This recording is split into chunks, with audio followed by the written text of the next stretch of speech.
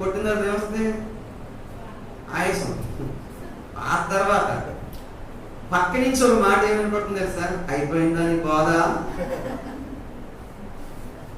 చూడండి, ఉదయం బోధించాం, ఆ వాక్య ప్రకారం మీకు చెప్తున్నా, వాక్య ప్రకారం జీవించడానికి వచ్చేటప్పుడు మనకి శోధన వస్తుంది. మత్తయి 13వ అధ్యాయంలో ఉంది కదా, వాక్యము నిమిత్తం మీకు శ్రమ కలుగును అన్నాడు. వాక్యాన్ని కొరకు మనం నిలబడేసరికి, క్రియల్లోకి వచ్చేసరికి ఏమొస్తుంది చెప్పండి? అప్పుడు మనకి ఇన్విటేషన్ మాట. తర్వాత ఒక వారం, నా పేరు పెట్టబడిన నా జనులు తమను తాము తగ్గించుకొని నాకు ప్రార్థన చేయాలని అన్నాడు. అందరూ ప్రార్థన గురించి చెప్తాం, నేను తగ్గింపు గురించి చెప్పాలి రేపు అనుకుని శనివారం సాయంత్రం మధ్యాహ్నం వాక్యం ధ్యానిస్తున్నాను. సాయంత్రం వస్తే కొంచెం 6 ప్రాంతానికి నాకు షుగర్ పేషెంట్, నేను టిఫిన్ చేయడానికి కొంచెం హోటల్కి వెళ్ళి సప్లై చేసి ఉంటాడు కదా, బాబు ఇంటికి తెచ్చిపెట్టి ముందు కూర్చోగానే అన్నాడు. కళ్ళతోడు ఏమన్నాడు? ఇలా అన్నాడు. ఏం కావాలని కళ్ళతోడు అడుగుతున్నాడు. ఇలా అన్నాడు. ఏమొస్తుంది చెప్పండి? పాపం వస్తుందా రాదా? వస్తుంది కదా. కానీ నాకు వెంటనే ఆలోచించు, మమ్మల్ని అయింది కదా ఆయన, నువ్వు నిలబడతావా నిలబడవా, దాని ప్రకారం నిలబడతావా నిలబడవా అని నా మనసులోకి వచ్చింది. నేనేదో 2 ఇల్లు తెచ్చిపెట్టాను. ఎందుకంటే వానరు వచ్చే తర్వాత తిట్టడనుకోండి. అంటే వాక్యము నిమిత్తం ఆయన మనం క్రియల్లో మనం చేస్తామా లేదా అని కొన్ని శోధన వస్తుంది. మన వాక్యాన్ని ప్రకారం మనం జీవించకపోతే మనం మోసం చేసుకున్నట్టే. అందుగా ఇప్పుడు చదువుతున్న దాంట్లో యాకోబు 1:22 మిమ్మల్ని మీరే మోసపుచ్చుకుంటున్నారు. చాలా మంది ప్రసంగాలకు అలవాటు పడ్డారు. ఎలాగా?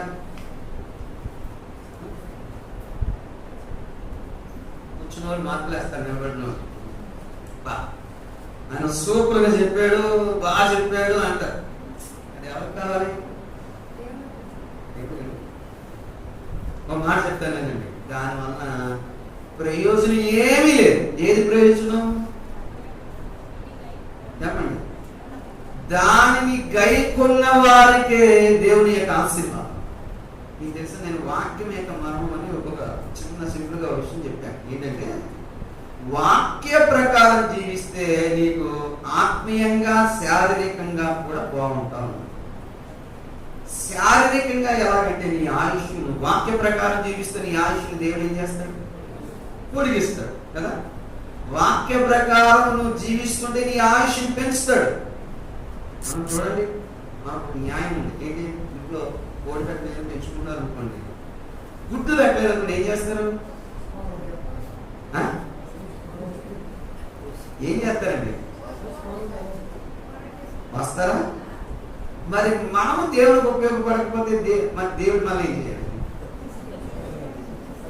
కదా? దేవునికి నీవు ఉపయోగపడకుండా, దేవుని కొరకు నువ్వు జీవించకుండా, దేవుడిచ్చే ఆయుష్ని, ఆరోగ్యాన్ని ఆయన కోసం ఉపయోగించకపోతే ఎందుకు ఉంచాలి? చెప్పండి.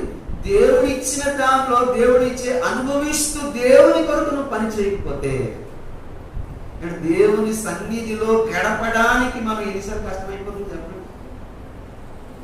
మనం ఎవరైనా ఎంతసేపు ప్రార్థన చేస్తుంటే ఎంత అంటే 15 minutes, 15 నిమిషాలు, 20 minutes, లేకపోతే అరగంట అంటే అంతేనా? అవునా? చూడండి, మనం ఇలాగ కూర్చోడానికి కొన్ని గంటలకు ఇష్టపడతాం. బాగా వినండి, ఇలాగ కూర్చోడానికి మనం ఇష్టపడతాం, స్నేహితులతో గడపడానికి ఇష్టపడతాం, బంధువులతో గడపడానికి ఇష్టపడతాం.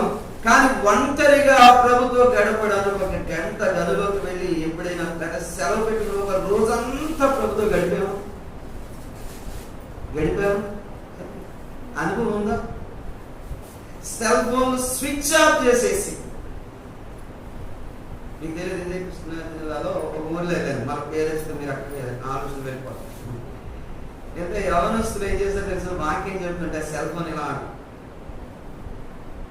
ఇలా చూస్తున్నాడు. ఆ విషయం నాకు తెలియదు, సేవకు చెప్పాడు. వాళ్ళకి దేవుని మందిరంలోకి వెళ్ళిన దేవుని మీద ఆలోచన లేదు, దేవునితో గడపడానికి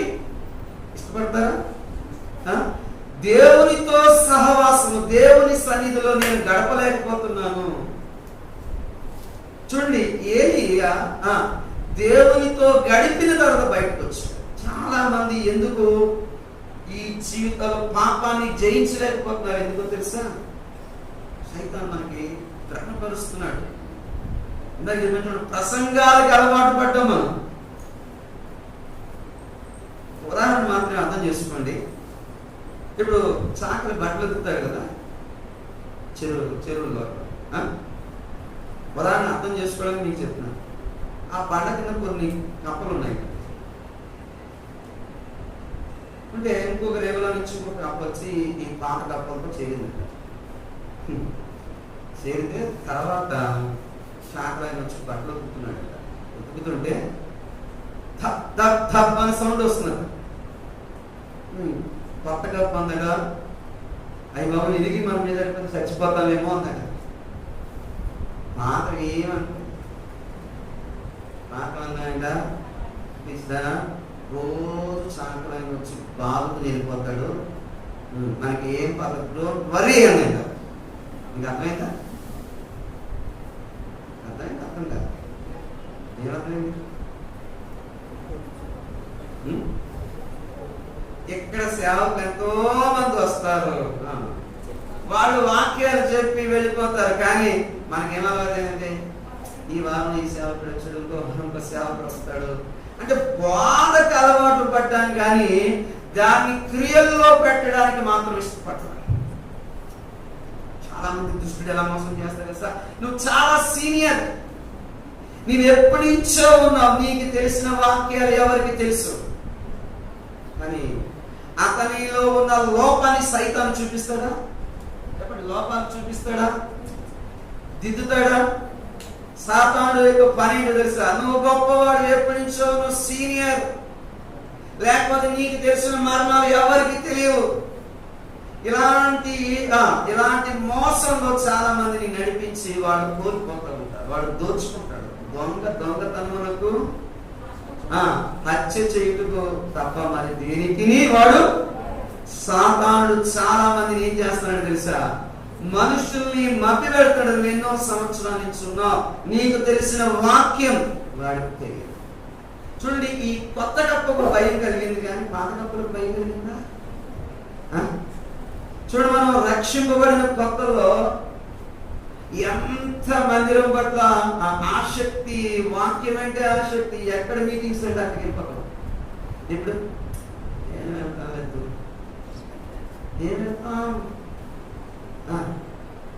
ఏమింటాం వినేస్తున్నా. ఒక మాట చెప్పండి, సాధారణంగా ఆకలి ఎవరికి లేదు? ఆరోగ్యవంతుడికి ఆకలేదా, అనారోగ్యవంతుడికి ఆకలిస్తుందా?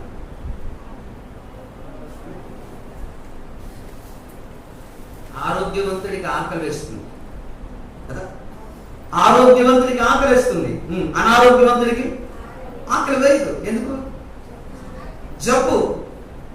ఈ మధ్యనండి నాకు బైబిల్ చదవబుద్ధి అవ్వట్లేదండి, మందిరానికి అంత ఇంట్రెస్ట్గా రావాలని వచ్చినా కూర్చోబుద్ధి అవ్వట్లేదండి, ఎప్పుడైనా ఎదురు చూస్తున్నానండి. అదంటే ఏం పట్టుకున్నప్పుడు జబ్బు అండి. మనకేం పడుతుంది?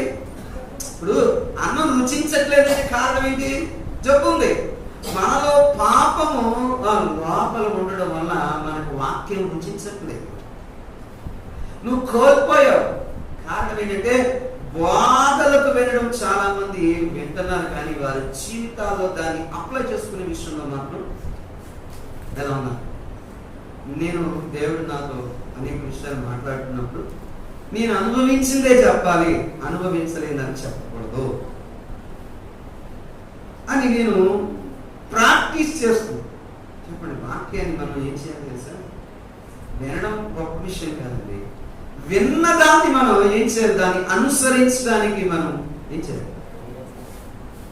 చెయ్యాలా? చెప్పండి, చాలా మంది ఏమేం చేస్తున్నారు? వినడానికి, చదవడానికి, బోధించడానికి అలవాటు పడుతున్నారు, కానీ అనుకరించే విషయంలో మాత్రం ఎలాగైపోతున్నారు? నష్టపోతున్నారు. దానివల్ల నీకు ఆశీర్వాదం ఉందా? దానివల్ల నువ్వు పరలోకానికి వెళ్తావా? వెళ్ళలేదు. నేను మీకు చెప్తాను, ఒకవేళ మనకి అలాంటి ఒకవేళ ఆత్మ సంబంధమైన అనారోగ్యం మనకు వస్తే 4 విషయాలు ఉన్నాయి. నువ్వు తిరిగి వెలిగించబడాలంటే, తిరిగి నీవు పూర్వపు స్థితి రావాలంటే హెల్ప్ లైన్స్ అంటారు. విన్నారు మీరు? హెల్ప్ లైన్స్ చూడండి. ఈ కోవిడ్ సమయంలో కానీ, ఫ్లడ్ వరదలు వచ్చినప్పుడు కానీ ఏమంటారు? ఈ నెంబర్కి మీకు సహాయం చేయబడుతుంది, ఈ నెంబర్కి ఫోన్ చేయండి. 4 విషయాలు మీకు చెప్తారు, దాన్ని వివరించను. కానీ ఒకటి ఏంటంటే వాక్యం. చెప్పండి, ఏం చేయాలి? వాక్యాన్ని నువ్వు తిరిగి చదువు, ధ్యానించు. వాక్యం ఎప్పుడైతే నువ్వు ధ్యానించి దాన్ని లోపలికి అప్లై చేయడానికి ఇష్టపడుతుంటావో దేవుడు సహాయం చేస్తాడు. వాక్యం ఏం చేస్తుంది? నీకు సహాయం చేస్తాడు. నువ్వు వాక్యాన్ని నిర్లక్ష్య పెట్టావంటే నువ్వు ఆత్మలో నీ ఆత్మ సంబంధమైన జబ్బు తాకవు. తిరిగి నువ్వు ఉజ్జీవింపబడవు. ఒకటి. 2 పరిశుద్ధాత్ముడు. చెప్పండి, రెండోది ఏంటి? పరిశుద్ధాత్ముడిని కొంతమంది ఆయన్ని కలిగి ఉండకపోవడం. పరిశుద్ధాత్ముడు నువ్వు చేసే క్రియలు, నువ్వు చేసే పాపపు క్రియలు వల్ల నేను బయటికి వెళ్ళిపోయాడు. పరిశుద్ధాత్మ సహాయాన్ని నువ్వు కోరాలి. చెప్పండి, దేవుని ఆత్మ సహాయాన్ని నువ్వు కోరితే ఆయన నిన్ను తిరిగి ఏం చేస్తాడు తెలుసా? ఆత్మీయంగా ఉజ్జీవింప చేస్తాడు, ఆత్మీయంగా నిన్ను నడిపిస్తాడు. పరిశుద్ధ ఆత్మ నడిపింపు లేకపోవడం వల్ల కొంతమంది ఏం చేస్తారంటే వస్తున్నారు కానీ వాళ్ళ భక్తిలో ఉజ్జీవం పూర్వమైన కూడా ఉంటుందన్నమాట. ఎలా ఉంటుంది? వాళ్ళు ప్రార్థన చేసిన ఎలా ఉంటుందంటే మనసు తృప్తుడు, మనసుకి ఫలభరితంగా ఉండదు.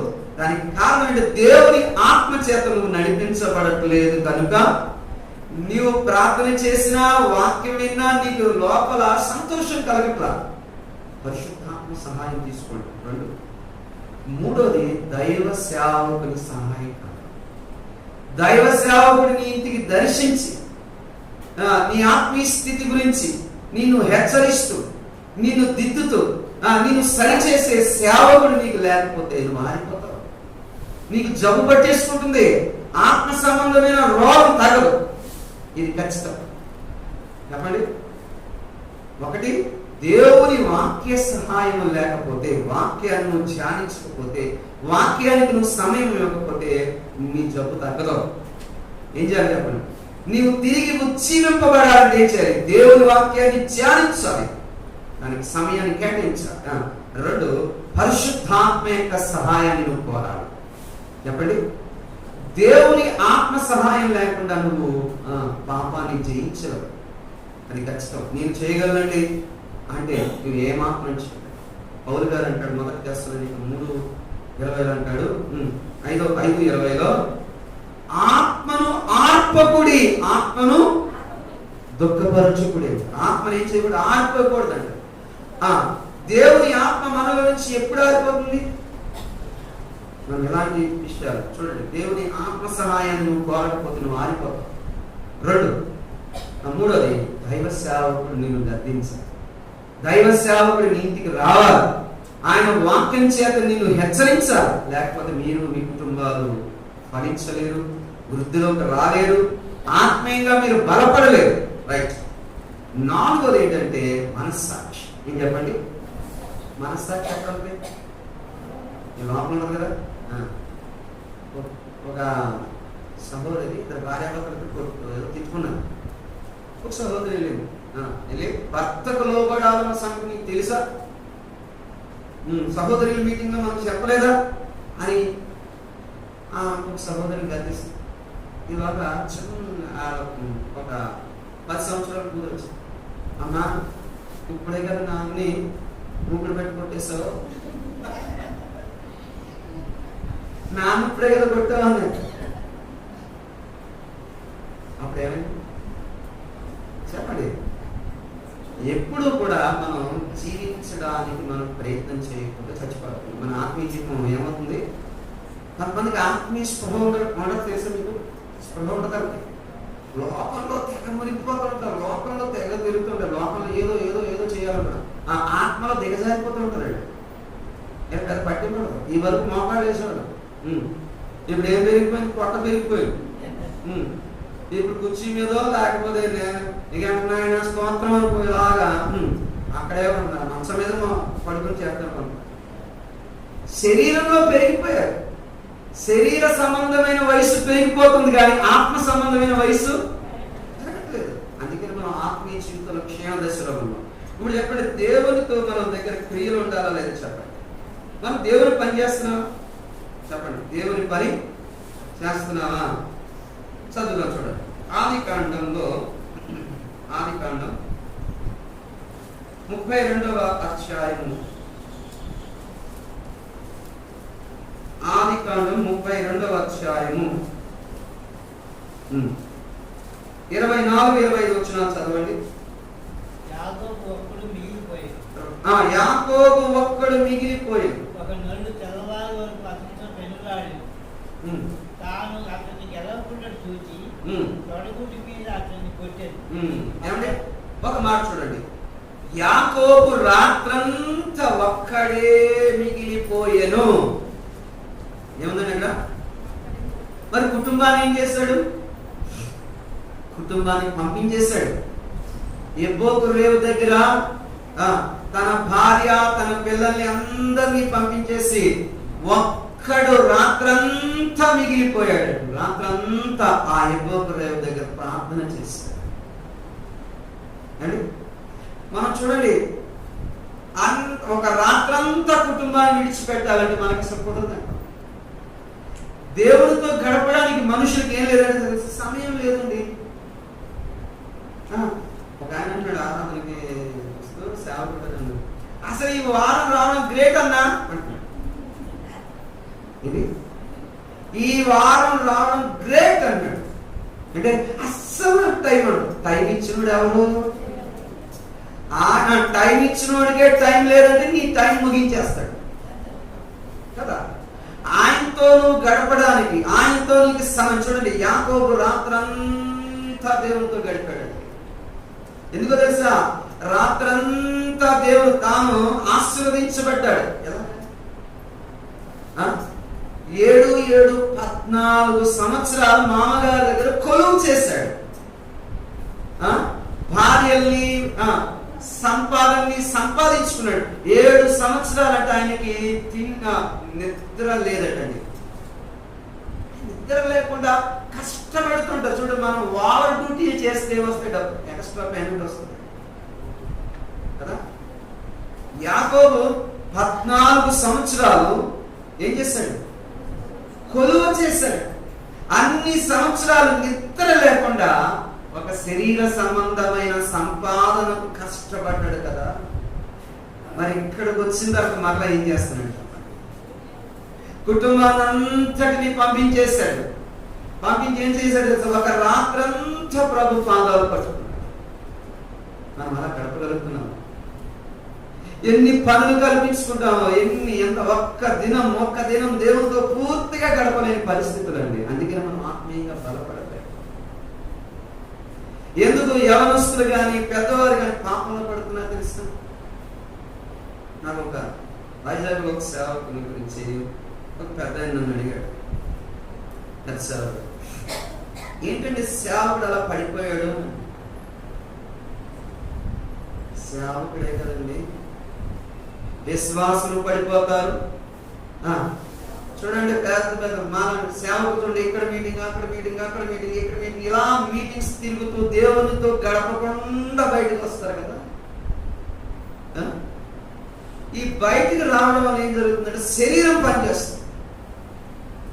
శరీరం పనిచేసిందంటే నీ చూపులు మారిపోతాయి, నీ నడక మారిపోతాయి, నీ బుద్ధి మారిపోతాయి. చెప్పండి, ఎంత సేవకుడైనా విశ్వాసైనా దేవుని సన్నిధిలో నీవు బలపరచబడి బయటకు వచ్చావా శరీరం పనిచేస్తుంది. ఇది వయసు భేదం ఏముండదు. ఈ శరీరం దేవునితో. చూడండి, మీకు ఒక మాట చెప్తాను. మన సెల్ ఫోన్లో ఛార్జింగ్ పెడతాం కదా. నాకు 2 రోజులు ప్రయాణం ఉంది, 2 రోజులు సర్వలో ఛార్జింగ్ దొరుకుతుందో అని 2 రోజులు ఛార్జింగ్ ఎక్కుతుందా? 100% ఫుల్ అని చూపిస్తుంది. ఎక్కించిందా? ఇంకొక 100% ఎక్కువ. నాకు 2 రోజులు టైం, 2 రోజులు కావాలి. ఫుల్ అయిపోతే నువ్వు ఎంత పిన్ను పెట్టినా, ఎంత ఛార్జింగ్ పెట్టినా ఎక్కుతుందా? ఎందుకు? ఫుల్ అయిపోతే లోపలికి, బయట నుంచి నువ్వు ఎంత పంపించినా బయటికి వెళ్ళదు. అలాగే నువ్వు దేవుని సన్నిధిలో గడిపి వాక్యాన్ని ధ్యానించి పఠించి బయటకు వచ్చావు అనుకోండి, బయట నుంచి ఏ చెత్త వచ్చినా నీకు అడిగి అంటావు, కానీ దాన్ని లోపలికి ఆహ్వానించు. ఈ దినాన ఎందుకు విశ్వాసులు సేవకులు సహితం లోపలికి పాపం ఎందుకు వస్తుంది తెలుసా? ఖాళీ ఉంది. ఇది ఫుల్ అయితే చూడండి, మీరు బాగా ఫుల్గా తినేసి ఎవరైనా ఫుల్గా తినేసి వెళ్తున్నారు అనుకోండి, ఎవరైనా పిలిచి మీకు బిర్యానీ పెడతాను తినండి అంటే ఫేస్ లేదండి అంటారు కదా. ఇక్కడ వరకు ఉందండి, తినలేనండి బాబు, ఇంకా ఫుల్ అయిపోయింది అంటావు. అంటే ఖాళీ ఉంటే తినగలుగుతావు, ఖాళీ లేకపోతే. అలాగే నువ్వు దేవుని సన్నిధిలో ఆయనతో గడిపి నువ్వు బయటకు వస్తే నీ ఆత్మీయ జీవితం వేరేగా ఉంటుంది. తెలుసా, మనం దేవునితో సేవలు నుండి నేను విషయం చెప్పితే నేను అన్నాను, పెద్ద సేవకులు సైతం ఎన్నో ఏళ్ల తరబడి విశ్వాస జీవితం ఆత్మీయమైన క్షీణదశ ఎందుకు వస్తుందో తెలుసా? దేవునితో గడపవలసిన సమయం గడపట్ల బోధ చేస్తున్నాం. బోధ తేలికే, బ్రతకడమే కష్టం. వినడం తేలికే, రాసుకోవడం తేలికే, కానీ జీవించే విషయంలోకి వచ్చేసరికి మాత్రం కష్టమైపోతుంది. మనం ఏం చేయాలి చెప్పండి? ఏది ప్రాక్టీస్ చేయాలి? సేవకులు నన్ను అన్నారు, అన్నా దీని మీద ఎందుకు స్టే చేయాలి అని చెప్తున్నాను. నేను ఏమన్నా తెలుసా అన్నా, ఈ యొక్క ఎస్టాబ్లిషన్స్ కాదు, విశ్వాసాన్ని మీరు కూడా ఆత్మీయమైన అంతస్తులకు రండి, ఆత్మీయంగా మీరు బలపడండి.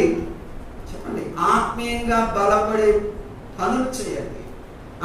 ఆత్మీయంగా మనం వృద్ధిలోకి వస్తే ఈ ఎస్టాబ్లిషన్స్ తో దేవునికి పని నీకుందా? చెప్పండి. ఒక ఆయన ప్రైవేట్ అయినా వచ్చింది, మా మందిరం ఎంత అనుకున్నాడు, ₹1,00,00,000 కట్టాము. ఏం ప్రయోజనం?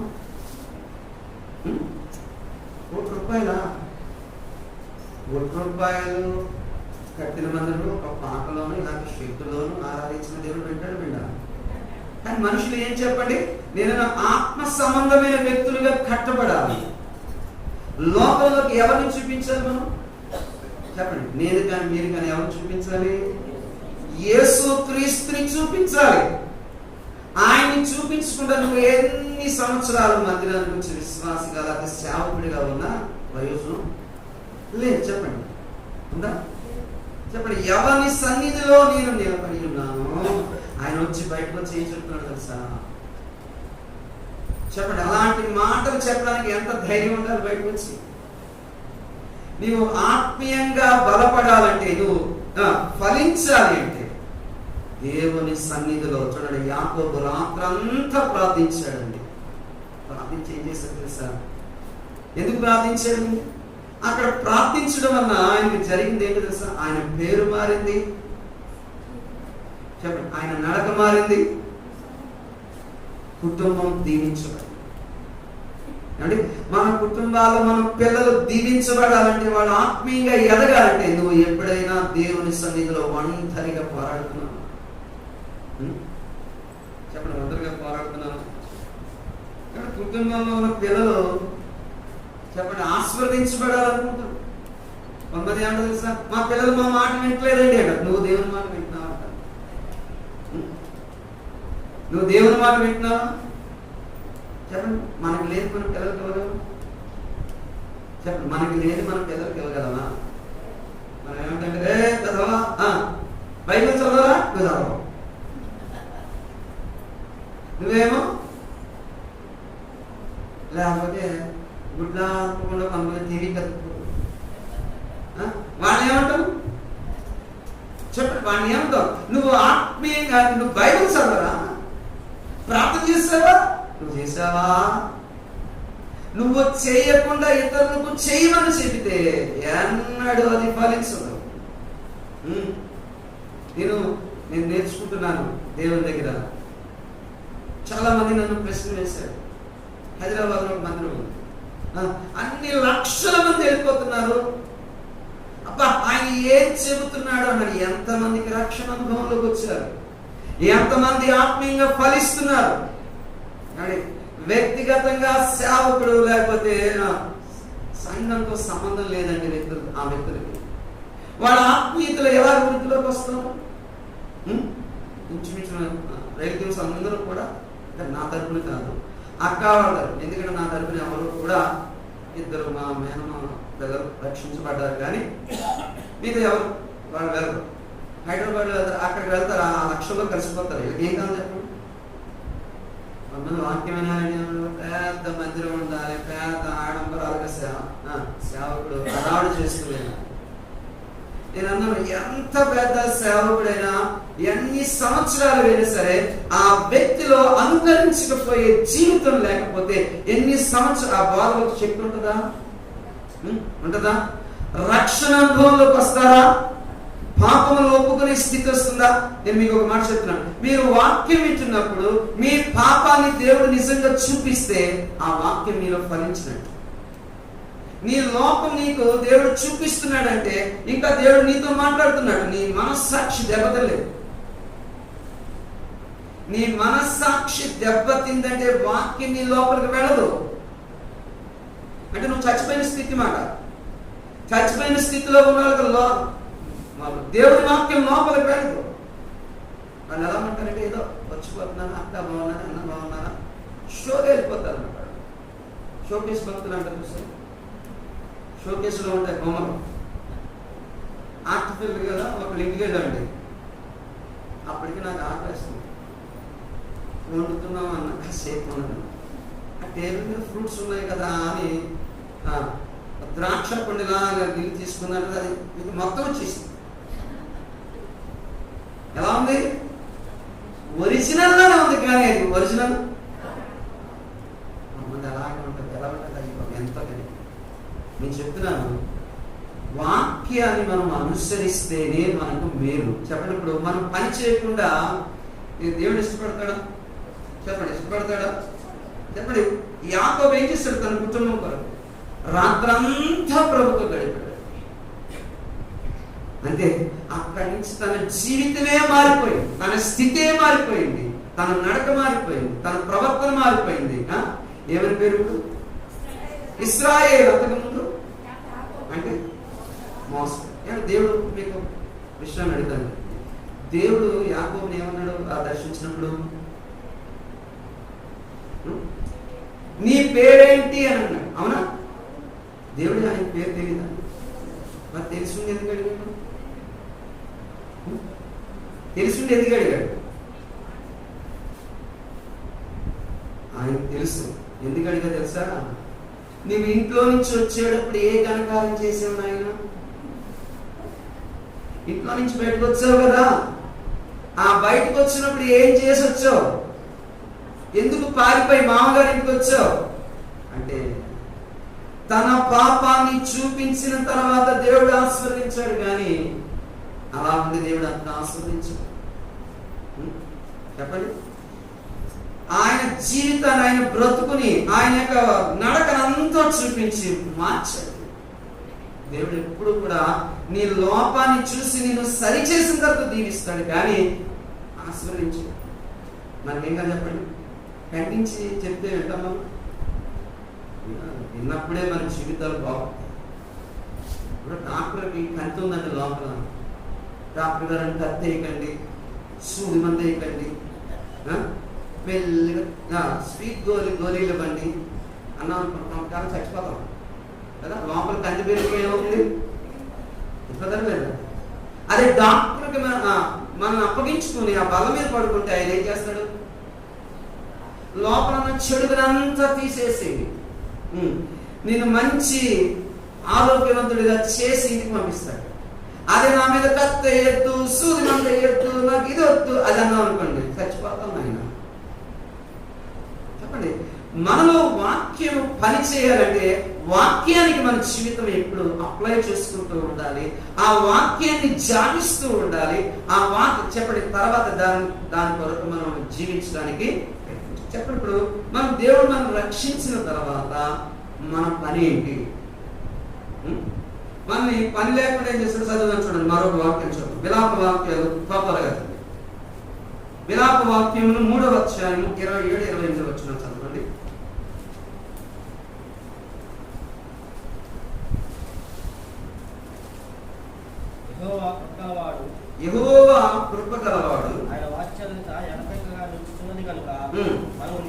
కాకుండా వారు మనము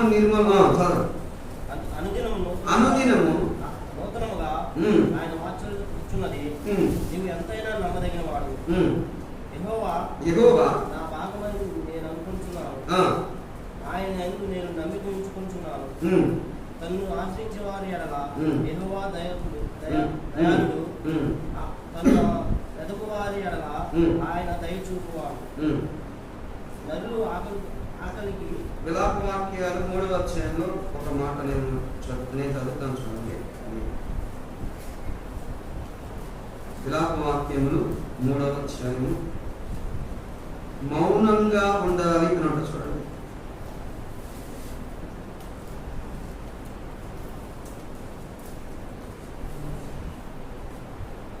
అదే వచనంలో 20 చదవండి. అతని మీద దాని ఎన్నో వచనం చెప్పండి. 28 చదవండి. యెహోవాయే అతడు ఒంటరిగా కూర్చుని మౌనంగా ఉండవలెను. ఏమంటే మౌనంగా ఉండాలట. ఎప్పుడైనా మనం దేవుడు ఏం మాట్లాడతాడో వేచి ఎప్పుడైనా చూసామా?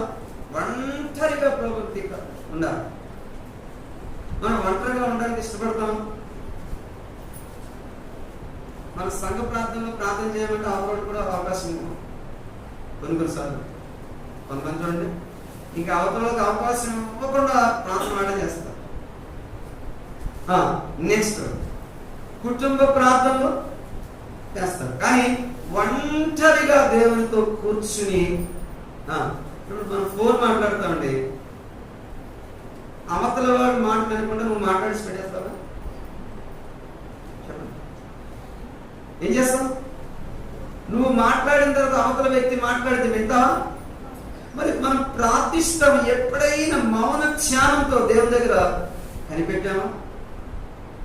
దేవుడైనా మనకి ఏదైనా తెలుపుతాడని ఆలోచించామా?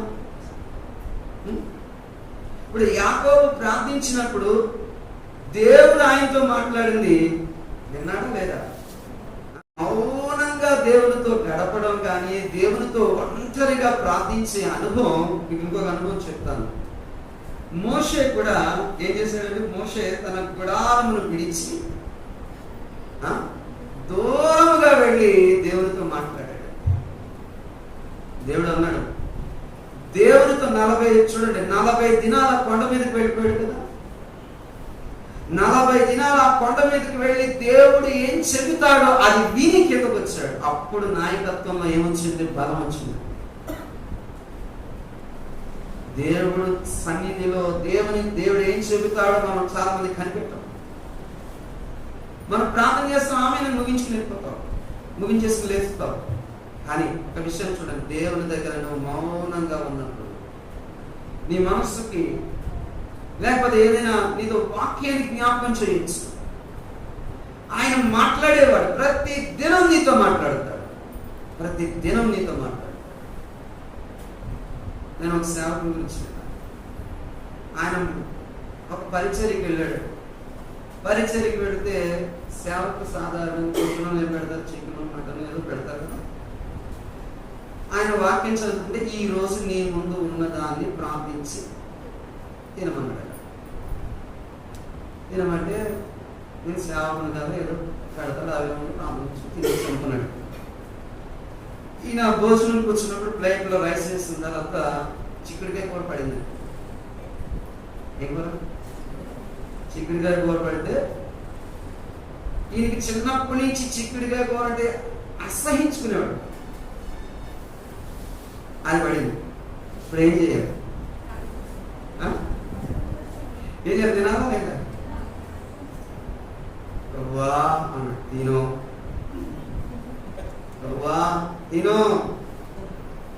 అని దేవుడు మాట్లాడుతుంటే నీకు దేవుడి మాటకి వ్యతిరేకం చెప్పలేక ప్రార్థన చేసుకుని తింటాడు. ఒక్కొక్క చిక్కుడుగా మోపల్లోకి వెళ్తుంటే పేగుల్లో దొలిచి పురుగులు పాకుతున్నట్టుగా అనిపించింది.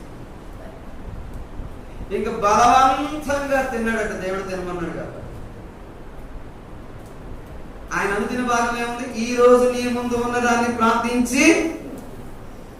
పేతురు అపోస్తలుడైన పేతురు గురించి మాట్లాడతారు. నిషిద్ధమైన దాన్ని ఎలా తినమంటావు ప్రభు అంటాడు కదా, చంపుకు తిన అంటాడు. ఆ భాగం చదివాడట. ఏం మొత్తానికి తిన్నాడు. మీటింగ్ అయిపోయింది. ఆయన ఉన్న ఏరియా నుంచి సిటీకి రావడానికి మధ్యలో అడవి వచ్చింది. ఈ అడవిలో దొంగలు ఎక్కారట. బస్సును ఆపి డ్రైవర్ దగ్గరకు కూర్చుని పీకి దగ్గర ఖర్చు పెట్టారండి డ్రైవర్కి. ఇంకొక నలుగురేమో సీట్లో ఉన్న వాళ్ళ దగ్గర చెవులకి ముక్కులకి ఉన్నవన్నీ ఒలిసేసి అక్కడ ఎట్టండి, జేబులో ఉన్నవన్నీ తీసేసి అక్కడ ఎట్టండి అన్నమాట. ఒక అక్కడికి అతి తెలివితేటలు ఎక్కువైపు ఏం చేసిందంటే ఒక చెవుకి తీయలేదండి. తీయవా అన్నాడు. తీయనే ఉందండి. తీయనేసరికి చెవి ఇలా కట్ చేసేసి ఒకరి దగ్గర దోచుకుంటూ వెళ్ళిపోతున్నాడు. ఒక ఆఖరి 2 సీట్లో వెళ్ళేసరికి అన్నాడట. తీయండి అన్నాడు. పొద్దున్న తిన్న చిక్కుడుగా బయటకు వచ్చింది. చిచ్చి బాబా వీడి దగ్గర తీసుకుంటే హంపు అని ఆ ఇద్దరిని విడిచిపెట్టి మిగతా వాళ్ళు అందరినీ దోచుకుంటారు.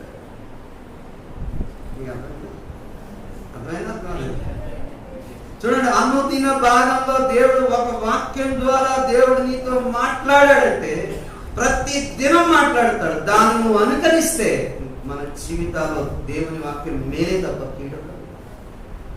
మనం ఏమంటారు ప్రభు ఆయన కష్టమైంది, మనకి ఇష్టమైనవన్నీ చేసేస్తాం. మీకు చూడండి, కొంతమంది చేయాల్సిందంతా చేసేసి నష్టం వచ్చిందంటే ఏం చెప్తాం కాదేమో అన్నా.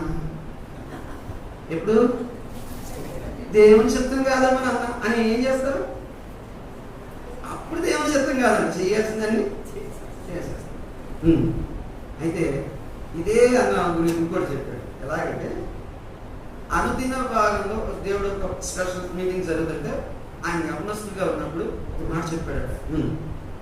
ఏ విషయం ఏంటంటే దేవుడు మాట్లాడతాడు మాట్లాడతాడు మాట్లాడతాడు వాక్యం ద్వారా మాట్లాడతాడు అని ఆ వాక్యం ఆ సెక్షన్ అంతా వాక్యం గురించి బయటకు వచ్చాడు. ఏం చెప్పాడు దేవుడు మాట్లాడతాడంటే నాతో ఏం మాట్లాడలేదు అని వెళ్ళి ఆ సేవకుని అడుగుదాను రూమ్లోకి వెళ్ళాడట.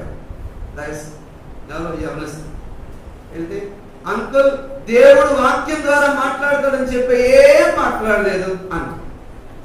ఎందుకంటే ఈరోజు యెహెజ్కేలు యొక్క భార్య గురించి చదివాను, నాకు భార్య లేదు, నాతో మాట్లాడలేదు అన్నాడు.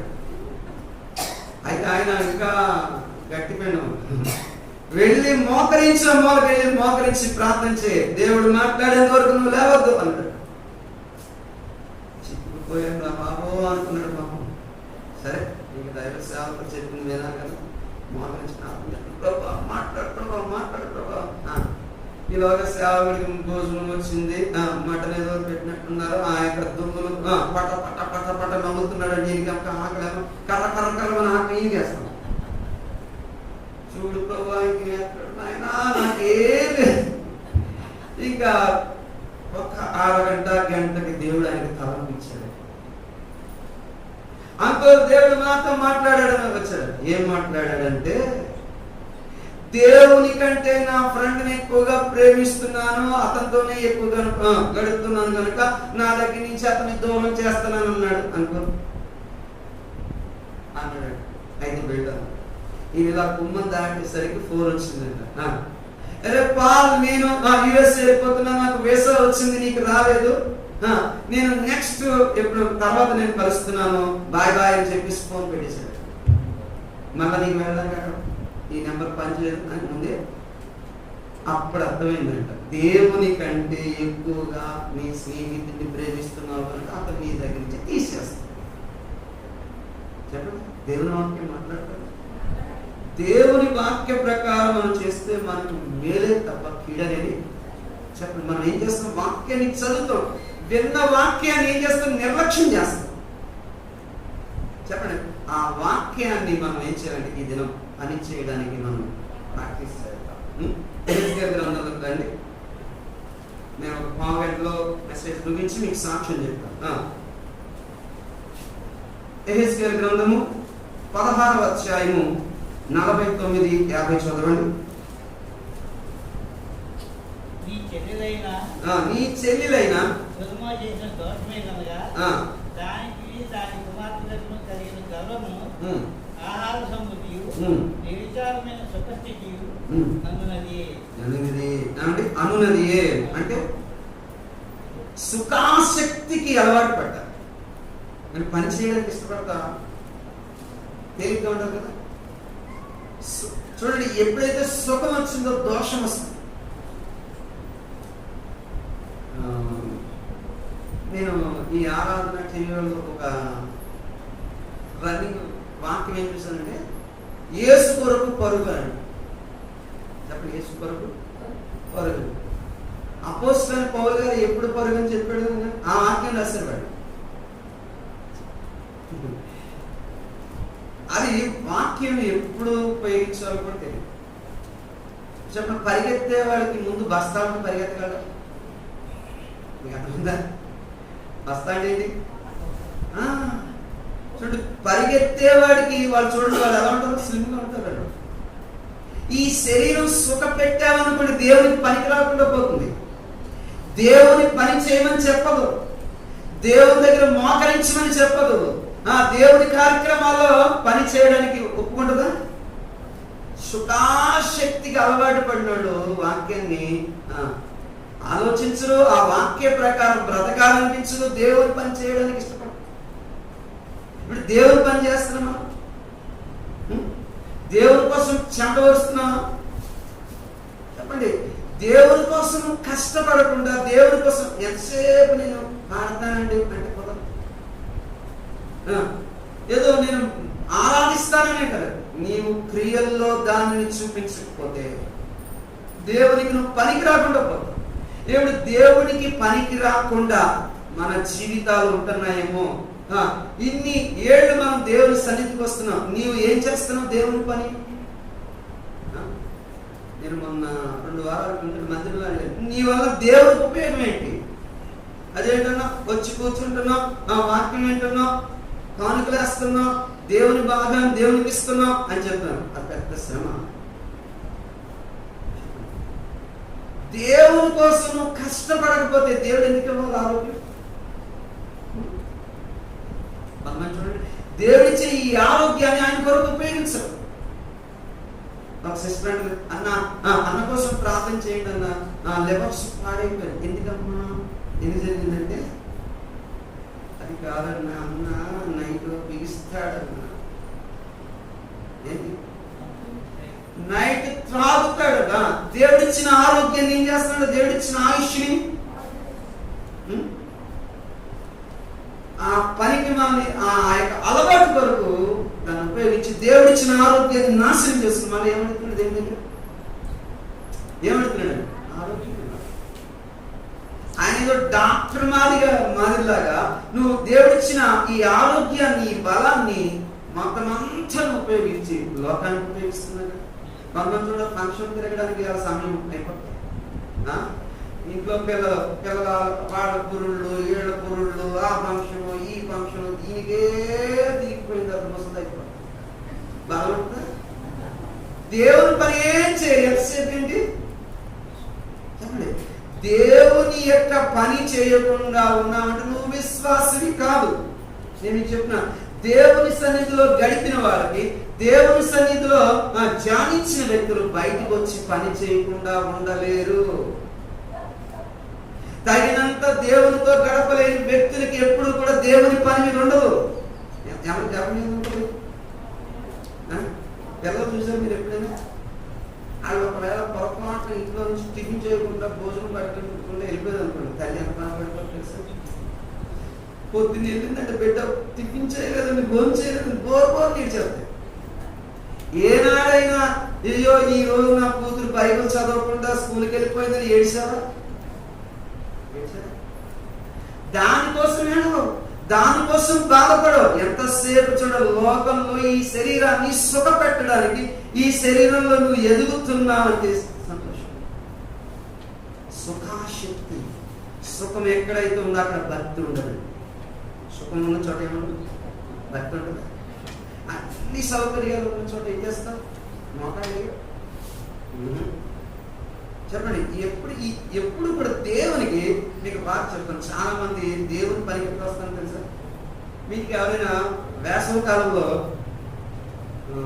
రిలేటివ్స్ వస్తాయి కదా, బంధువులు వచ్చినప్పుడు బత్తాయి జ్యూస్ ఇస్తారు కదా, తీసేది ఉండదు కదా, ఇలాగా దాని మీద పెట్టి తిప్పుతున్నప్పుడు జ్యూస్ పక్కకు వచ్చేస్తుంది. దానికి ఏముంటుంది? పిప్పు కదా, వేస్ట్ కదా.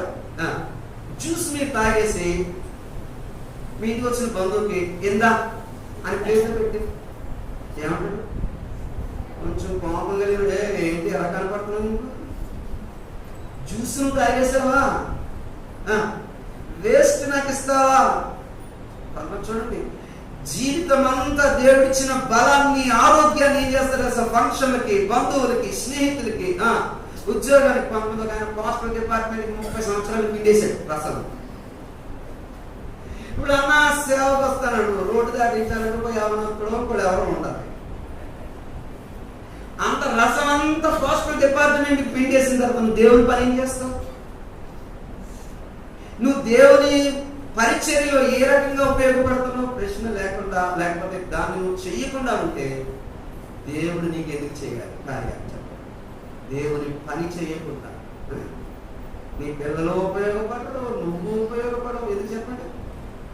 నేను 4 గొర్రెల గురించి చెప్తుండేవాడు. సంఘాలు ఈ 4 రకాల్లో ఏదో రకంగా ఉంటారండి. ఎవరు చెప్తాను. ఒకటి అడ్డ గొర్రె. ఏం గొర్రె? అడ్డ గొర్రె. 2 గుడ్డి గొర్రె. రెండోది ఏం చెప్పండి? గుడ్డి గొర్రె. 3వది గొడ్డుపోతు గొర్రె.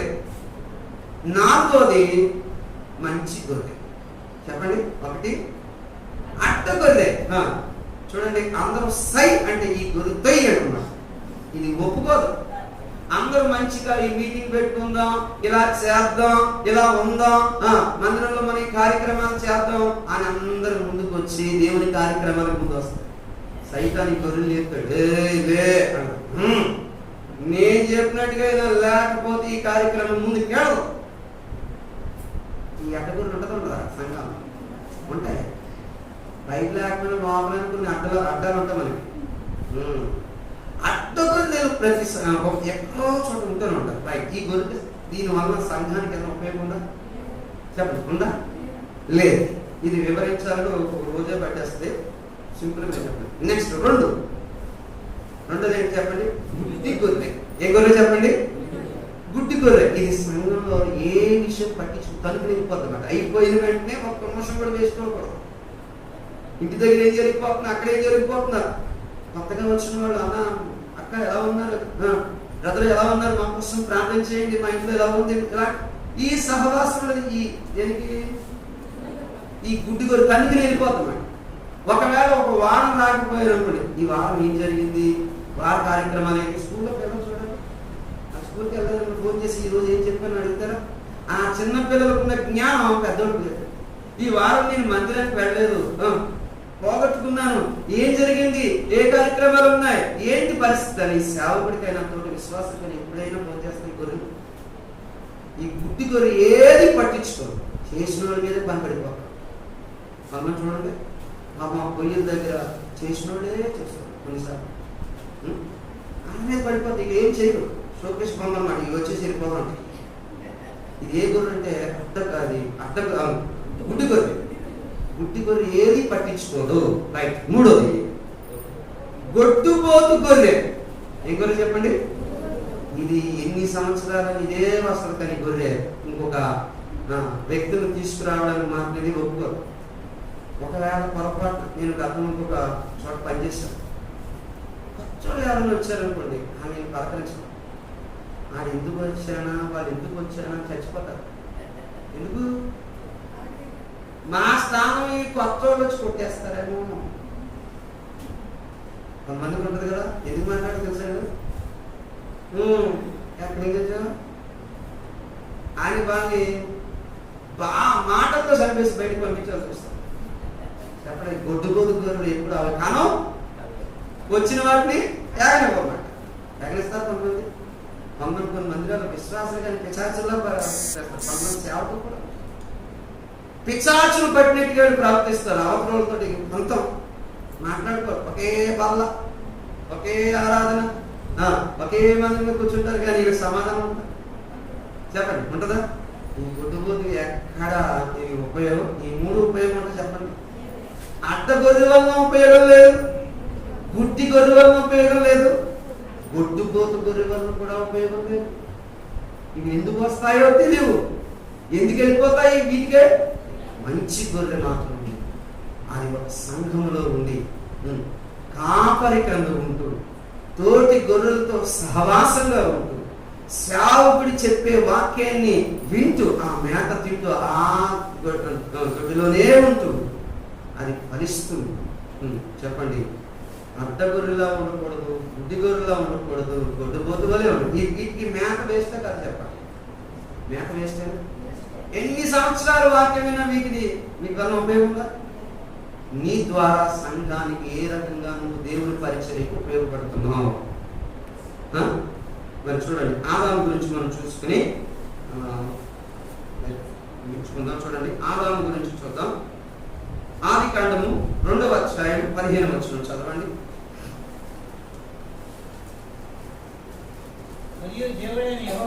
మరియు దేవుడైన యెహోవా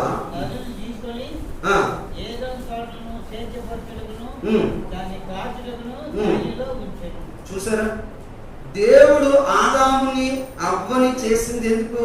ఈ తోటలో పళ్ళు తిని పని పాట లేకుండా ఉండండి అని. ఎందుకు చేశాడు? అబ్బాయి ఇవన్నీ తినండి, అనుభవించండి, పని పాట లేకుండా సోమరిపోతుల్లో ఉండండి అన్నాడు. ఏం చేశాడు? వీటిని అన్నిటినీ సేద్యపరచండి. అదమా, ఇవి తింటూ ఈ తోటలో ఉంటుంది, దీన్ని నువ్వు పని చేయాలి. సేద్యపరచడం అంటే ఏంటి? పని చేయకుండా దేవుడు ఏది చేయలేదు. దేవుడు ఏదో ఈ సృష్టిలో ప్రతి దానికి పని ఉంటుంది. ఈ సృష్టిలో ప్రతి దానికి పని ఉంటుంది, ప్రతి దానికి పని ఉంటుంది, మనకే లేదు. ఈ సృష్టిలో ప్రతిది ఎవరి కొరకు ఉంది? ఒక కొబ్బరి చెట్టు నీ ఇంట్లో ఉందనుకోండి, ఎవరి కోసం అది? ఎవరి కోసం? మన కోసమే. అది మన కోసం పనిచేస్తున్నా, అది తిని మనం ఏం చేస్తాం? దేవుని కోసం పనిచేస్తున్నా, దేవునికి మహిమ తీసుకొస్తున్నావా? నేను గులాబీ పువ్వు దగ్గరికి వెళ్ళండి, రెడ్ రోజ్ అండి ఎంత బాగుందో, ఇలా తెంపినప్పుడు ఆగు అంటారు. ఒక ఆగు అనే మాట గుండె చచ్చిపోతా ఉంటా. ప్రతిదీ కూడా ఏం జరుగుతుంది అక్కడ? దాని పని నిమిత్తం దేవుడు చేశాడు. ఏం చేశాడు చెప్పండి? దాని పని నిమిత్తం దేవుడు సృష్టిలో ప్రతి దానికి దేవుడు పని అప్పగించాడు. మనం పని చేయకపోతే దేవుడు మనకి ఆరోగ్యం ఎందుకు ఇస్తాడు? నేను విశ్వాసిని అని చెప్పుకోవడం వృధా కదా. చెప్పండి, నీవు ఏదో ఒక పని దేవుని పనిలో ఈ దినం నుంచి తీర్మానం చేస్తున్నా, దేవా నేను ఈ పనిలో నేను చేస్తాను. ఒకరి మీద మనం పడేది. శరీరంలో ఒక అవయవం పని చేయకపోతే దానికి ఉపయోగం ఉందా? అలాగే నువ్వు దేవుడు రక్షించి నీకు ఒక మందిరాన్ని, సేవకుని, వాక్యాన్ని వినిపిస్తున్న దేవుని పట్ల ఏ పని చేస్తున్నావు? సంఘంలో నీ పని ఏమిటి? ఎంతసేపు ఏదో వచ్చి విని వెళ్ళిపోవడమా? ఒకసారి ఆలోచించండి. పని చేయకుండా నువ్వు భోజనం చేస్తావా? పని లేకుండా ఈరోజు నువ్వు ఆహారం తింటున్నావంటే దేవుని పని చేయకుండా, దేవుని కొరకు నువ్వు చేయకుండా నువ్వు ఎంత విశ్వాసీ సేవకులు చెప్పుకున్న ఉపయోగం? దేవుని పరిచయం. రోజుకి ఎంతమందికి మనం సువార్త పరిచయం చేస్తాం? ఇలా మీటింగ్ కార్యక్రమాలు అవుతున్నప్పుడు, ఇలా మీటింగ్స్ అవుతున్నప్పుడు, లేకపోతే స్పెషల్ మీటింగ్స్ పెడుతున్నప్పుడు నా పని ఏం చేయాలి? నేను అక్కడ పని చేయకుండా దేవుడు ఎప్పుడు కూడా ఎవరిని ఇష్టపడడు. దేవుని కార్యక్రమాల్లో దేవుడిచ్చే ఆహారం తింటూ, ఏమండి మీటింగ్స్కి వస్తున్నావు, వాక్యం వింటున్నావు, అక్కడ భోజనం చేస్తున్నావు, ఇంటికి వెళ్ళిపోతున్నావు, లేదా ఏదో కష్టపడ్డాం అనుకుంటున్నావు, కానీ ఇంటికి వెళ్ళిన తర్వాత దేవుడితో నువ్వు ఒంటరిగా గడపడం అనేది నేర్చుకోవాలి. 2, దేవుని పని ఏదో ఒకటి నువ్వు చేస్తూ ఉంటా. యేసుప్రభు ఈ లోకానికి వచ్చినప్పుడు దేవాలయంలో కూర్చున్నప్పుడు ఏమన్నాడండి? లోక 2:49. మరియా యోసేపులకి 2 రోజుల తర్వాత కొడుకు పుట్టుకొచ్చాడు. ఎన్ని రోజులకి? మీ ఇంట్లో 12 సంవత్సరాల కొడుకు ఒకవేళ 2 రోజుల తర్వాత గుర్తొస్తాడా లేదా గంట గుర్తొచ్చేస్తాడు? బయటకు లేదు చెప్పరండి. వాళ్ళు మరియా మాత 2 రోజుల తర్వాత గడిచిపోయిన తర్వాత వచ్చి, నాయనా నీ తండ్రి నేను వెతుకుచున్నామన్నా. ఆయన ఏమన్నాడు? Yes my father, yes my mother అన్నాడు. ఏమన్నాడు? ఏమన్నాడు చెప్పండి. నేను నా తండ్రి పని మీద ఉన్నానన్న సంగతి మీరు ఎరుగరా? నేను ఎవరి పనిలో ఉన్నాను? నీకేదో కొడుకుగా కాదు, లేకపోతే ఆయనకేదో ఆయన నాకు తండ్రిగా ఇలాంటి బాంధవ్యాల్ని ఏర్పరచుకోవడానికి నేను ఈ లోకానికి రాలేదు. నా తండ్రి పనుల మీద నేను ఉన్నాను. నా తండ్రి నాకు పని అప్పగించాడు, ఆ పని నేను చేయాలి. ఆయన ఎక్కడ పని చేయకుండా లేదు. శిష్యులు వచ్చారండి, యోహాను సువార్తలో అంటాడు, ఆహారం తిన్నామంటే మీకు తెలియని ఆహారం నా దగ్గర ఉంది అన్నాడు లేదా? అంటే నా తండ్రి పని నాకు ఇచ్చాడు, ఆ పని ముగిస్తేనే తప్ప. ఏమన్నాడు? సిలువలో కూడా ఏమని ముగించాడు? తండ్రి సమాప్తమైంది. తండ్రి అప్పగించిన పనిని ఏం చేశాడు సిలువలో? మరి మనం కూడా నేను చచ్చిపోవాలి, నేను వెళ్ళిపోవాలి అనుకోవచ్చా? కొంతమంది బాగా వచ్చేసి ఏమంటారు, రోగాలు సమస్యలు వచ్చేసారు, చచ్చిపోతే బాగుండండి, చచ్చిపోతే అసలు జీవితం ప్రారంభమవుతుంది. ఇక్కడ నీకు అప్పగించిన పనిని ముగించకుండా చచ్చిపోయావు అనుకోండి, పరలోకం ఉండదు. తిప్పేస్తాడు. మరి ఇక్కడ నువ్వు పని చేయకుండా, దేవుని పని చేయకుండా ఒకవేళ ఈ జీవితాన్ని ముగించేసి వెళ్ళిపోవాలనుకున్నావు అనుకోండి, పౌలు గారు ఏమన్నాడు? నా పరుగు నేను కడముట్టించి తిని నా పరుగు జీవ కిరీటం. కిరీటాలు ఎవరి కోసం? సోమరుడు కోసమా? పని చేయలేని కిరీటం ఇస్తారా? చెప్పండి. దేవుని కోసం ఆఖరి క్షణం వరకు ఆయన కోసం నువ్వు పని చేయాల్సిందే. ఏమండి చూడండి, స్టెఫెను రాళ్ళతో కొట్టి చంపేశారు. అలా కన్నులెత్తి చూసినప్పుడు అక్కడ ఏం కనపడింది స్టెఫెన్కి? మనిషి కుమారుడు తండ్రి కుడి పార్శ్వమున నిలబడ్డాడు, కూర్చున్నాడు. నిలబడ్డాడు ఎందుకు చెప్పండి? ప్రిన్సిపాల్ వచ్చినప్పుడు ప్యూన్ నిలబడతారా? సారీ, ప్యూన్ వచ్చాడు అనుకోండి, ప్రిన్సిపాల్ సీట్లో నుంచి లేచి నిలబడతారా? మరి ఇక్కడ ఎవరు నిలబడుతున్నారు? యేసు క్రీస్తు ఒక సామాన్యుడైన మానవుని కొరకు ఆయన నిలబడుతున్నాడంటే ఎందుకు తెలుసా? భూమి మీద ఆయన కోసం బ్రతికి ఆయన పని చేసి ఆయన దగ్గరికి పెడుతున్నాడు. ఆయన దగ్గరికి వెళ్తున్నాడు. అప్పుడు ఆయన ఎంత సంతోషం అనిపించింది. దేవునికి పని చేసేవారు కావాలి, దేవునికి పని చేసే వ్యక్తులు కావాలి. మనం ఏం చేస్తామంటే సుఖపడే భక్తి నేర్చుకుంటున్నాం, దేవుని కోసం కష్టపడే భక్తి లేదు. కాస్త చినుకులు పడ్డాను బట్టి సోమరుడితో దేవుడు ఏ పని పెట్టుకుంటాడా? చెప్పండి. ఏమన్నా ప్రయాసపడి, మనం స్వార్థలో చెప్తాం ఆ మాట, ఆడతారు మనకి అది తెలుసు. ఏమన్నా ప్రయాసపడి భారం మోసుకుంటున్న సమస్త జనులారా. ఎవరిని పిలుస్తున్నాడు? మనం బయట చెప్తాం సువార్త వాక్యంగా, అది మనకు కూడా వర్తిస్తుంది తెలుసా? ఏమర్తిస్తుంది? ఎవరిని పిలుస్తున్నాడు? ఆయన పని చేసే వాళ్ళని, కష్టపడే వాళ్ళని పిలుస్తున్నాడు ఆయన దగ్గరికి, లేకపోతే సోమవారం పిలుస్తున్నాడా? చెప్పండి, ఎవరిని పిలుస్తున్నాడు? ఎవరికి విశ్రాంతి? కష్టపడిన విశ్రాంతి. ఇంట్లో 4 కంచాలు తీసి మంచం మీద పడుకుని ఏ పని చేయనోడుగా. చెప్పండి, ఎవరికి విశ్రాంతి? ఎవరికి ఆరోగ్యం తెలుసా? దేవుని పని చేసిన వాళ్ళకి ఆరోగ్యం పొడిగిస్తాడు. అంటాడు కదా, నా నిమిత్తము, చెప్పండి, నా నిమిత్తం నీ యొక్క ప్రాణాన్ని పోగొట్టుకుంటే దాన్ని నువ్వు దక్కించుకుంటావు. అంటే దేవుని పనిలో నువ్వు ఆరోగ్యాన్ని కోల్పోతావు, దేవుని పనిలో నీ యొక్క డబ్బును కోల్పోతావు, దేవుని పనిలో నీ ఆయుష్ లేకపోతే నీ సమయాన్ని నువ్వు పోగొట్టుకుంటే దేవుడు ఏమన్నాడు తెలుసా? 1 కొరింథీ 15:50 ఎక్కలేదు, ప్రభువునందు నీ ప్రయాసము వ్యర్థము కాదు. గుర్తుపెట్టుకోండి, దేవుని కోసం కష్టపడింది, దేవునికి ఇచ్చింది, దేవుని కోసం ఏం కోల్పోయినా సరే దేవుడు రెట్టింపు నీకు ఇవ్వగలడు. లేకపోతే వ్యాపార సంబంధమైన ఆలోచన ఉండకూడదు. నేను వెళ్ళాను ఏమిత్తా అని అనకండి. దేవుడికి అదే కదండి, వ్యాపారం కదా, పెట్టుబడి పెడుతున్నట్టున్నారు కదా కొంతమంది. నా పని అయితే మందిరానికి ఒక ఫ్యాన్ కొని పెడతా అనుకుంటాను. ఎవరు పెట్టుకుంటాడు? ఫ్యాన్ ఆయన పెట్టుకుంటాడా?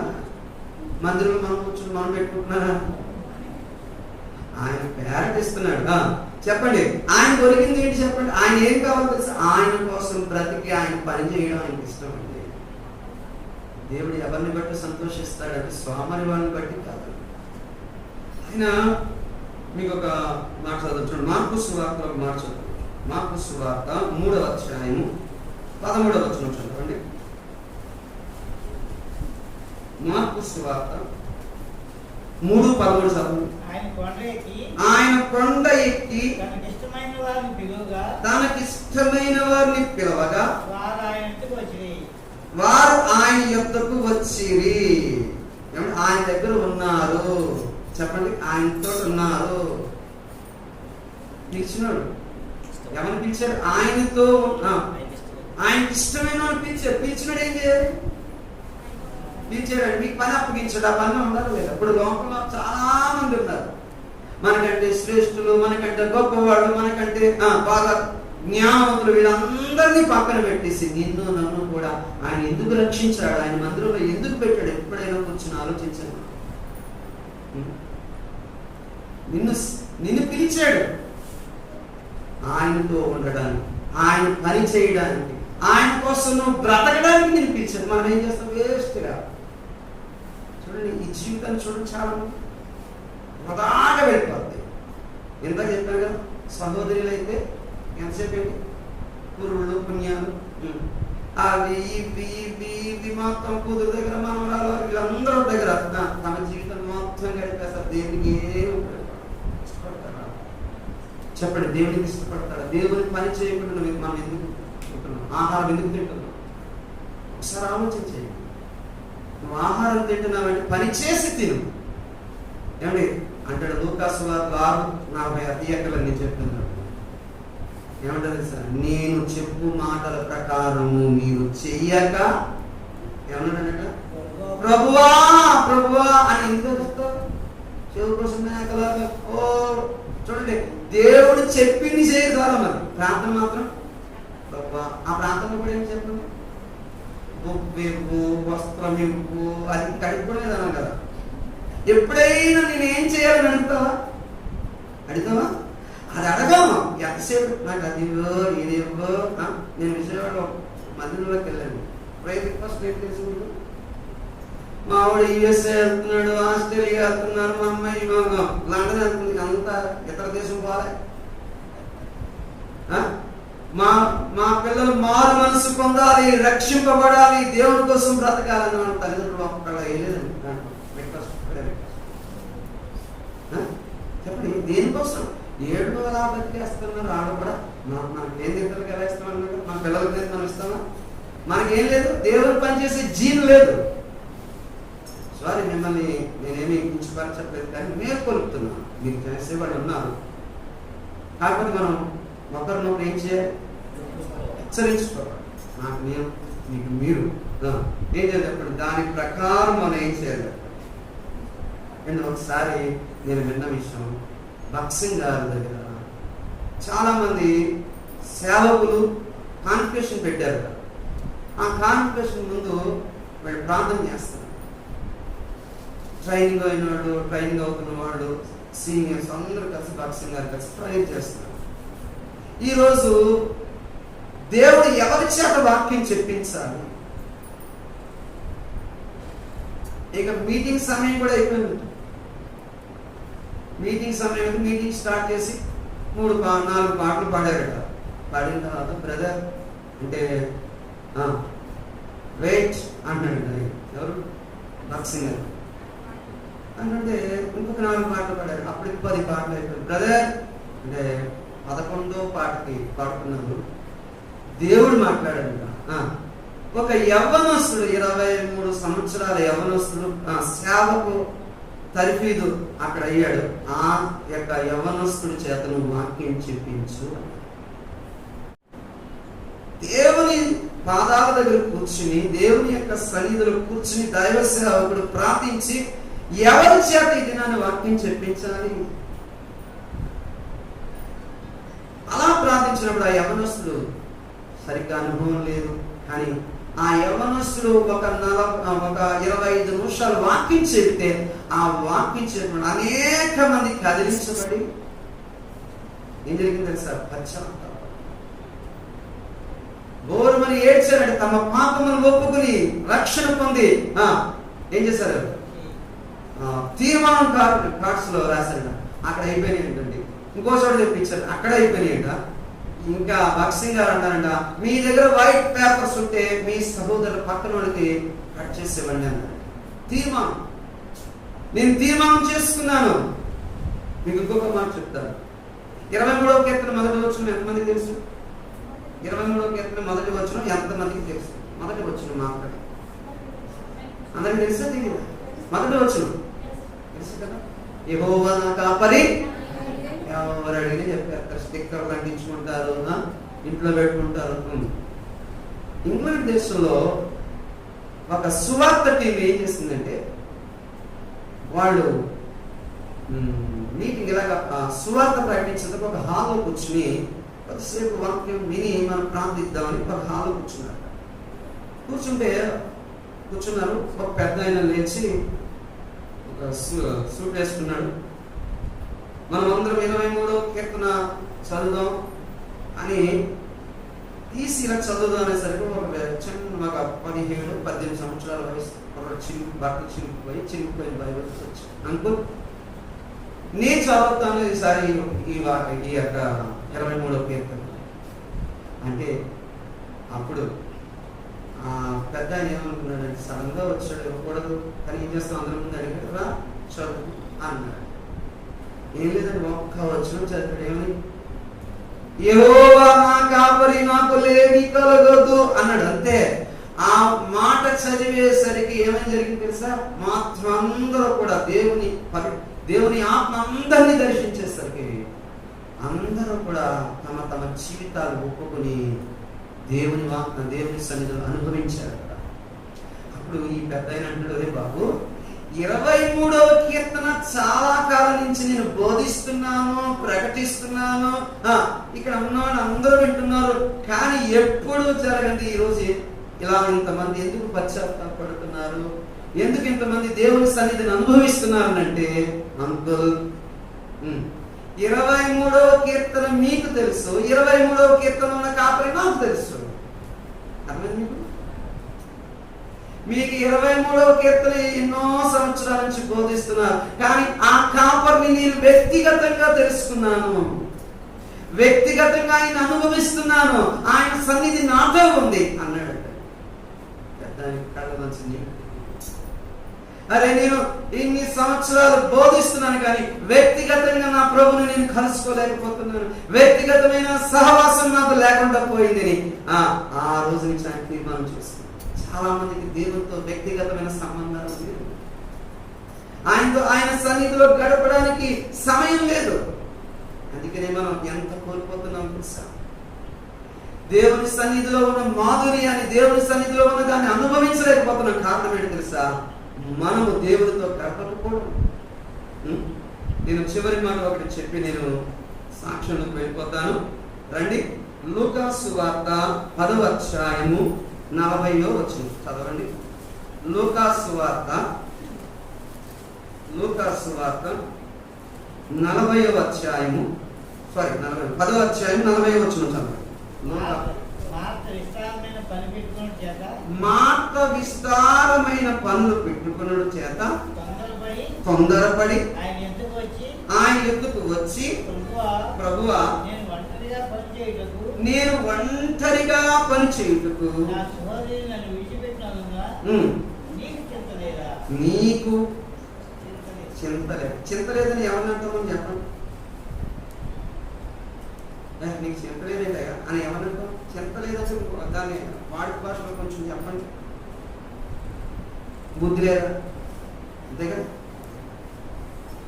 నీకు చీకు చింత ఉందంటే బుద్ధి లేదు నీకు. నేను ఒక్కదానే లోపల పని చేసుకుంటున్నాను. మా చెల్లెళ్ళేమో నీ పాదాల దగ్గర కూర్చోబెట్టుకుని పని పాట లేకుండా పెట్టుకుంటావా అన్నట్టుగా ఉంది కదా. నేను లోపల ఒక్కదాన్ని కష్టపడుతున్నాను, నీకు ఇక్కడ కూర్చోబెట్టుకుంటాను. 41వ వచనం చదవండి. అందుకు ప్రభు మార్తా నీవే అనేకమైన పనుల గురించి ఒకసారి మార్తా అంటే సరిపోతుందా? 2 సార్లు ఎందుకు అన్నాడు?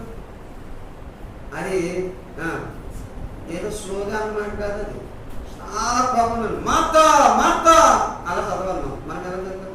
మార్తా. ఈ చాలా మందికి కరుణామయుడు సినిమాలు చూసి దేవుడు ఎప్పుడు కూడా నా ఇల్లారా అన్నట్టుగా మాట్లాడతారు అనుకుంటా. దేవుడు మాట ఎలా ఉంటుంది సార్ బైబిల్లో? ఆయన మందిరంలో వ్యాపార డీల్గా చేసిన పూలుగా కొట్టడం లేదు, కొట్టేసాడు పట్టుకుని. దేవుణ్ణి ఇలా చూస్తాం, ఎక్కడ గొర్రెలు సంకలో గొర్రెలు వేసుకున్నట్టు ఇలా చేయి పెట్టుకున్నట్టు. ఇక ఆయన ఎలాగంటే ఏదో ఇంకేం కోపడ్డా అన్నట్టుగా చూస్తారు. మనకి తెలిసింది ఇంకో కోణం ఉంది, కాయిన్కి 2వ కోణం వెనకాల ఉంది కదా. దేవుడు కూడా మనల్ని ఆయన చాలా తేలిగ్గా ఆయన సన్నిధిని మనం తేలిగ్గా తీసుకుంటాం. ఈ మనిషి కూడా ఏమంటుంది? నీకు చింత లేదా అంటే ఆయన ఏం ఊరుకున్నాడు? మరి అయితే ఉత్తమమైన దాన్ని ఎన్నుకుంది. నువ్వు అయితే ఏం చేస్తున్నావు తెలుసా? ఏమంటే నీకు చింత ఎందుకో తెలుసా? ఏమంటే ఎక్కువ పనులు ఎక్కువ బాధ్యతలు మీదేసుకున్నోడికి చింత అండి. దేవునితో లోకం ఏదో చిన్న పనులు చేసుకుంటూ దేవునితో గడిపినట్టు చింత ఉండదు. యేసుప్రభుని కూడా పడుకున్నప్పుడు అమరమనందు తలవార్చుకుని పడుకున్నాడు కదా దోనిలో. అప్పుడు ఏమంటారంటే శిష్యులు ఏమంటున్నారు? అసలు పడుకున్నాడు చింత ఏంటి చెప్పండి. హాయిగా పడుకుంటున్నారు. బ్రదర్ హాయిగా పడుకున్నాడు అనుకోండి, దగ్గరికి వెళ్ళి నీకు చింత లేదా అంటే ఇచ్చే కదా, నేను పడుకున్నాడు నా దగ్గరికి వచ్చి నాకు చింత లేదంటారు అంటారా? ఎవరికి చింత? నిద్ర పట్టలేని వాళ్ళకి చింత కదా. అసలు ఆయన పడుకోబెట్టారంటే వాళ్ళు ఆయన ఉండేది దేవుడు తెలుసు. ఆయన వీళ్ళకి ఏదో ఒక విషయాన్ని నేర్పించాలనుకుంటే ధోని వెళ్ళిపోతుంది కదా, చక్కగా సాఫీగా వెళ్తుంది ధోని. పేదరు మన ఇంట్లో ఏం పెట్టారు, అక్కడ మీటింగ్ జరిగింది ఏం పెట్టారు, ఇలాంటి మాటలన్నీ ఆయన శిష్యుడు మాట్లాడుకుంటాడు. ఆయన బాధేసి తుఫాన్ అన్నాడు, తుఫాన్ అన్నాడు అంతే. అప్పుడు వరకు నెమ్మదిగా ఉన్నప్పుడు తుఫాన్ ఎందుకు వచ్చిందంటే వీళ్ళకి బుద్ధి కలిగించారు కదా. ఏమైంది చెప్పండి? తుఫాను గాలి వెయ్యి అన్నాడు అంతే. ఆ గాలి తుఫాను ఆ దోని మీద కొట్టినప్పుడు ఏమొచ్చింది? అయ్యగారికి అప్పుడు చింత కలిగింది. అప్పుడు లేపున్నారు, ప్రభువా ప్రభువా మేము నశించుకోవటం నీకు చింత లేదు. ఏమంటే అన్ని బాగున్నప్పుడు దేవుడి సన్నిధిలో గడుపుతావా? గడుపుతారా? ఎంత ఆ ప్రాంతం కూడా చాలా చాలా స్మూత్ గా ఉంటాయి. ఏమంటే కొంతమంది చూడండి వాక్యాలు అప్పగిస్తారు దేవునికి. ప్రభువా నువ్వు ఇలా చేస్తే బాగుండదు ప్రభు.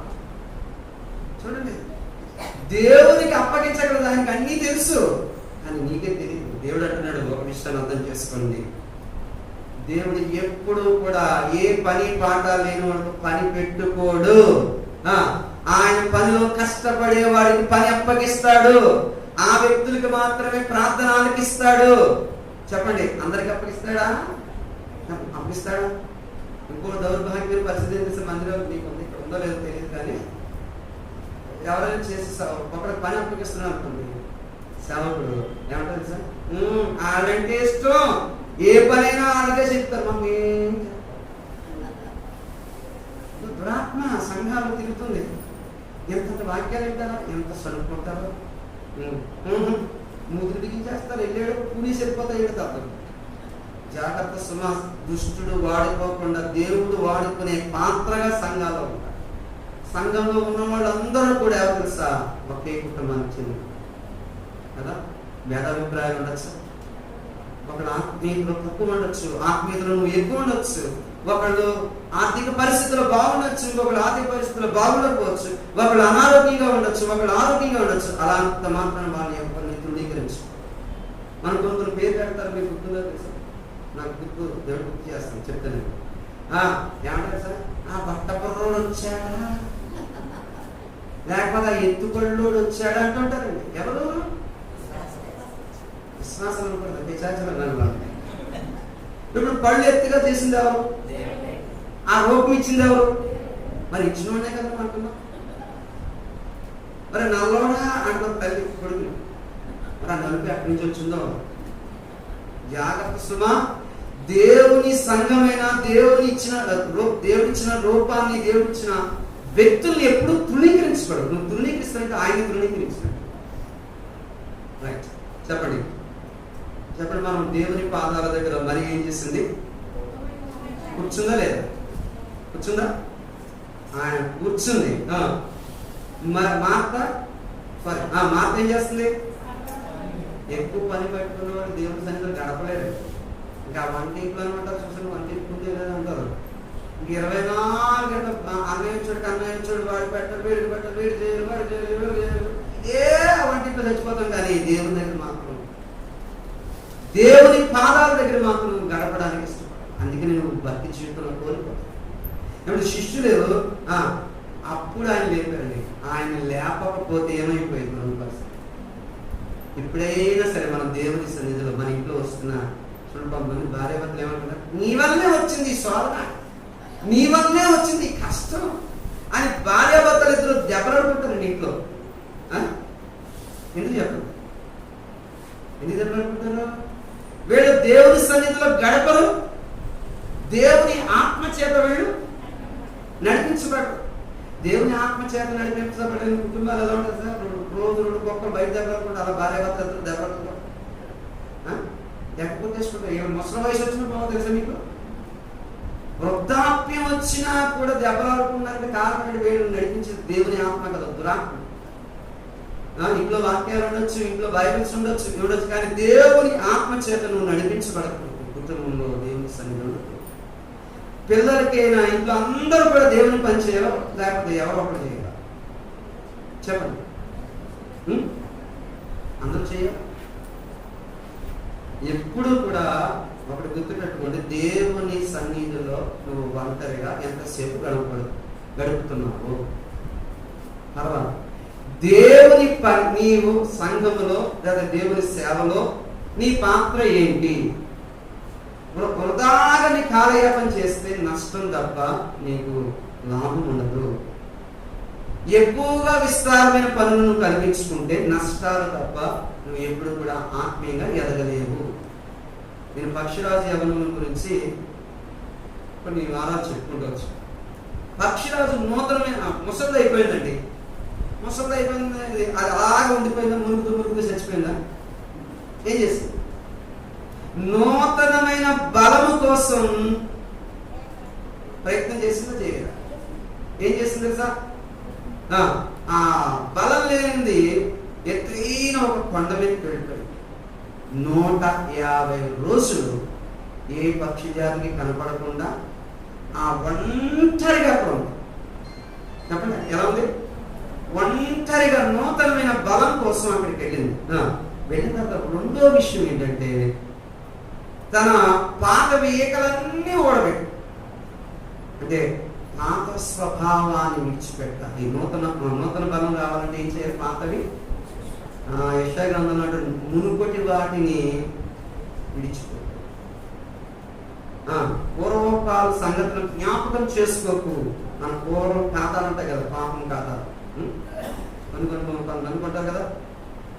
ప్రభు నెరగక ముందో, ఎరిగిన తర్వాత, మారు మనసు పొందిన తర్వాత, పొందక ముందో చెడ్డ సంబంధాలు పెట్టుకుంటారు. అప్పుడప్పుడు జ్ఞాపకాలు వస్తూ ఉంటాయి. ఆ రోజుల్లో నుండి పాపాన్ని ఎంత చక్కగా జ్ఞాపకం చేసుకుంటారు. ఆ రోజులో ఈ వీధిలో ఏం తిరిగేవాడు, ఏం కాల్చేవాడిని, సిగరెట్ తాగుడు, ఇక్కడ దాన్ని ఏదో మధుర స్మృతుల్లో జ్ఞాపకం చేసుకోవద్దు. దేవుడిని వాటిని జ్ఞాపకం చేసుకోవద్దు. నువ్వు నూతనమైన వ్యక్తిగా బలం పొందాలంటే ఏం చేయాలి చెప్పండి? మునుపటి వాటిని ఇంకోటి చెప్తాను చూడండి. విషయం ఏంటంటే తనను తాను గాయపరచు. ఏం చేసిందంటే పాత ముక్కుని ఇలా కొడుతున్నప్పుడు బండకేసి కొట్టింది. ఇలా కొట్టినప్పుడు ముక్కు ఊడిపోయింది. ముక్కు మీద ఏమొస్తుంది? రక్తం వస్తుందా? తనను తాను గాయపరచుకోండి. గాయపరచుకోవడం అంటే నిన్ను నీవు పరీక్షించుకోవాలి. నీకు నూతనమైన బలం రావాలంటే నీకు నీవే బలం ఏం చేయాలి? పరీక్షించుకోవాలి. పరీక్షించుకోకుండా మనం ఎక్కువ ఇంకోటి పరీక్షించడం అలవాటు ఎక్కువ. ఏమంటే మందిరంలో ఆవిడ ఆత్మీయంగా ఉందా? ఆ సంగతి నీకెందుకు? ఆ బ్రదర్ సంగతి నీకెందుకు? నువ్వు ఆత్మీయుడిగా ఉన్నావా లేదో నిన్ను నీవే పరీక్షించుకో. మనకు ఒకటి ఏం చెప్పి సైతం నిన్ను నువ్వు ఆలోచించు. పక్కన రోగం గురించి చూడు, పక్కన ఉన్నవాడు ఆత్మీయ జీవితం గురించి చూడు. సైతం పోతాది. నిన్ను నువ్వు ఎప్పుడు పరీక్షించుకో. సార్ ఒకసారి సేవకుడు కూతురు అదే అమ్మాయి ఈయన డ్రెస్ కోడ్ గురించి ఒక వారం చెప్పాడు. ఆ పిల్ల పాపం ఏదో డ్రెస్ కొంటే సేవకుడు ఇలా కొంచెం బొట్ట వచ్చిందంట. పంజాబ్ డ్రెస్ ఉంటుంది. చూసావా కూతురు ఎలా డ్రెస్ చేసిందని చూసావా అంటే ఇప్పుడు మన ఇంట్లో పాత్రలు తోముకుంటామా పక్క ఇంట్లో పాత్ర తోముతున్నాం? ముందు ఎవరి పాత్ర వాడు తోముకుంటే అసలు సంఘాల్లో గొడవలు ఆత్మీయంగా ఎదిగిపోతాం. మన పాత్రలు మనం వదిలేసి పక్కన వాళ్ళకి మీ గిన్నెలు నేను తోముతాను అన్నట్టు ఓకే. నీ ఆత్మీయ జీవితాన్ని నువ్వే పరీక్షించుకో. పదలో చేయవేకి నువ్వు ఏం చేయాలి? మనం చెప్పండి, మనం ఏం చేయాలి? పరీక్షించుకుందాం. నిన్ను నీవే పరీక్షించుకో. ఎంతసేపు దేవునితో గడుపుతున్నావు? అసలు నేను ఏ పని చేస్తున్నాను? అసలు నా ఆత్మీయ స్థితి ఎలా ఉంది? ఈ విషయాన్ని నిన్న వాక్యాన్ని జ్ఞాపకం చేసుకుంటూ మనం బలలో పాల్గొందాం.